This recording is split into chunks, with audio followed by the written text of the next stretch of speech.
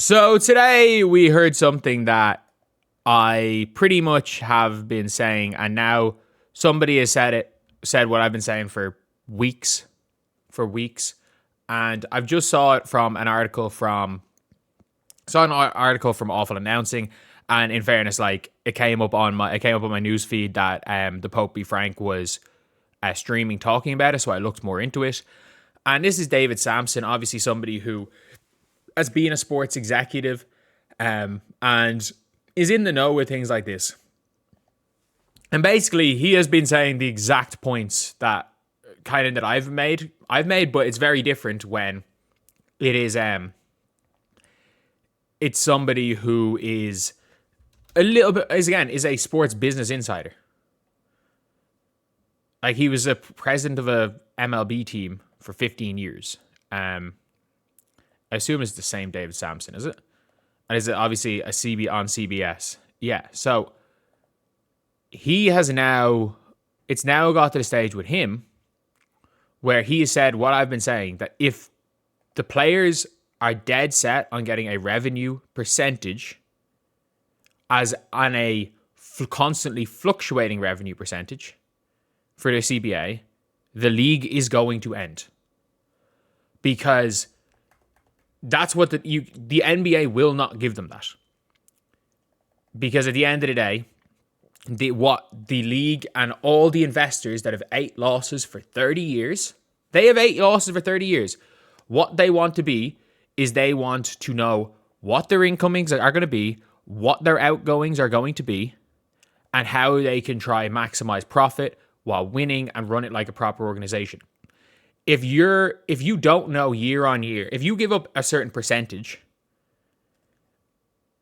and that's constantly a fluctuating percentage based on all certain revenue, it becomes impossible to plan for that. It becomes impossible to do that. And that's why I think, by the way, I've said it from the very start that I don't know if I believe this anymore. I said from the very start that the revenue percentage was never going to be reached. But because they will never get a percentage, they might get a flat rate that is an equivalent, if not more, than the revenue percentage they want. But it seems that the buzzwords of equity and fair equity and stuff are coming in, that they would rather have equity in a league that fails than guaranteed money. And that is something that the league are not going to do, because, again, if the league and these owners are eating losses, they need to know what loss, like for them, they need to know what losses they're eating every year so they can plan around that. If it's a constantly changing amount of money that's going to the players, it also means if the league booms, the owners don't profit. Those 58% of outside investors that kept the league afloat don't profit. This is something where everyone's like, the NBA players get 51%. They do, but I think it's 51%. As far as I'm aware, for the NBA, they get a certain percentage at the start of the CBA, and then by the end of the CBA, you go up and up and up and up as time goes on by a fixed amount. The salary cap raises, I think, by a fixed amount. The salary cap doesn't fluctuate, and that's what the WNBA players are looking for. The WNBA players are looking for a fluctuating salary cap based on league revenue. As in, if the league has a good year, it spikes. If the league has a bad year, it tanks the next year. And that's just not how an American sports league works. It's not how an American sports league works. If there was no salary cap, then, and the big problem with American sports leagues is, like, you get paid based on league revenue and league this, league that. No offense, Caitlin Clark is worth way more than a max contract on another team. Angel Wilson is worth way more than Alyssa Thomas. In a salary cap league, there is no fair pay. There is no such thing as fair pay for anyone. In a salary cap league, almost everybody, based on their actual worth, is either overpaid or underpaid. That is the problem with a salary cap league. It is an American sports league that is, ironically, for a country like America, is the most anti-capitalist thing ever, where every team has to be paid the same amount, and it's meant to be done in parity, but especially in the WNBA, it's not done in parity, because if you go to a big market, If you go to a big market, you get all your other brand deals and stuff. So, look, it is what it is. And he also made a really good point in the video when I was looking at it. David Sampson made a really good point, and he said the WNBA, what they should be doing, and again, it's what I've said loads of times. I've pushed that the WNBA players need to push. One of the biggest things they need to push for in this CBA is, okay, this CBA lasts until the renegotiation of the TV deal, which is 3 years. After 3 years in the TV deal, so after 2026, 2027, 2028, after that season, the league can renegotiate a TV deal. So if the league is booming, the league's going to make way more because they got fucked over in that TV deal. They're going to make way more money than that. So then they can renegotiate in 3 years' time, and maybe they can get more. The players want charter flights to be guaranteed, which is literally 20 million, or it's probably 3 or 4 million per team for the year are charter flights, which is twice, 3 times the current salary cap is what charter flights. They want that guaranteed. They want maternity leave pay for players that didn't give birth. And that's okay, fair enough. They want retirement benefits. Okay, fair enough. They want all these things. You know what? Fair enough. They want a minimum standard of facility. Fair enough. But then you also have to take into account that, okay, everyone, that alone, I understand the facilities are, like, it is what it is, but, and they want to keep housing. They want to keep housing, which, again, fair enough. It's right to get all that. But it seems like the players want everything, otherwise they're not playing. And what that realistically is that teams are going to have, a lot of teams, unless a team in the last 3 or 4 years has invested 100 million and stuff, you're basically asking teams that have 8 losses for 30 years to put 100 million down and essentially guaranteed are never going to be able to recoup that money without selling the franchise. And franchise values will tank if every franchise is massively in the red with no potential value to ever go into the green. The players want every single thing in this CBA. And the reality is like, is the league anything without the players? No. But also, this league doesn't exist without those. This league's gone bust 20 years ago without all the outside investment eating the losses. This league would have gone bust 20 years ago. The league's nothing without the players, but the league doesn't exist without these extra investors who are looking for money.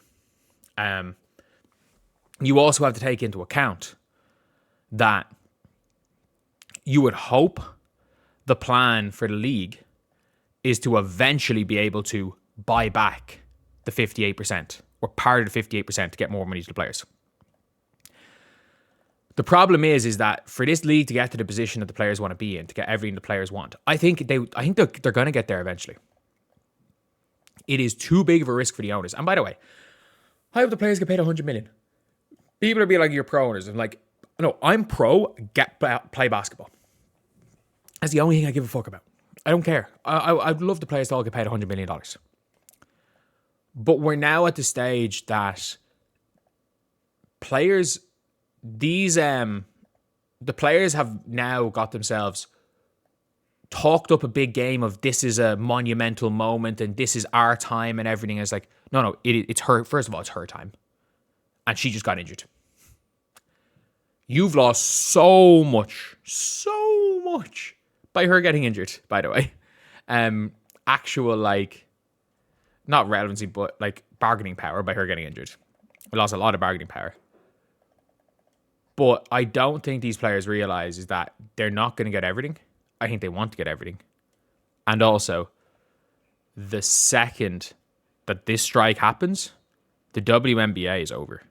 Because you know the people that own 58% of the league, they benefit more from this league shutting down than, like, let's be real, than eating all the operating costs for a year, going through this shit again next year, then the following season not happening, and them eating all the operating costs and everything for another year. Like, they lose, like, for them, shutting down the league is a better option than that. They're not going to get the revenue split. If that is that is just factually correct. They are not going to get the fluctuating revenue split and consistent revenue split that they want. And their refusal to accept guaranteed money, and this is what it is, this is how it's increasing, which is what the NBA is, by the way. Because Aneka has mentioned players want equity in the league, which equity is a buzzword. Genuinely, I think equity is a buzzword, because at the end of the day, if they're giving players equity, there's only a finite amount of equity.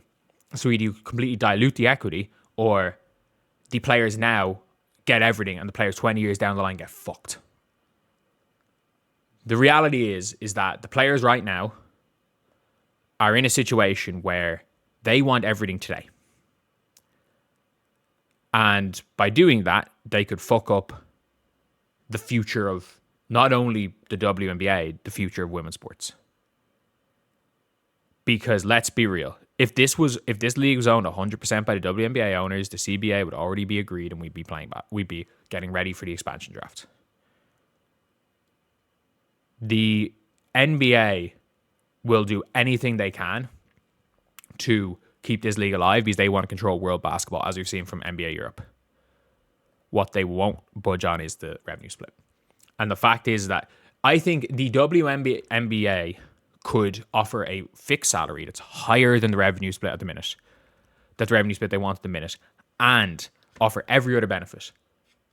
But if the revenue split and the constantly fluctuating revenue split is the sticking point, because they'll feel like if they concede on that they've lost, there won't be a WNBA. I have, from everything you've read from people that have been involved in teams, that seems to be the only thing that the NBA and Adam Silver will be like, this is worth shutting. It's worth shutting down the league over this. And as much as you want to say, oh, the NBA players get this, no, they don't. They are not asking for what the NBA players, the percentage NBA players get. They're not. They're basically, it sounds like, by the looks of things, they are asking for a constantly fluctuating salary. Like, constantly fluctuating.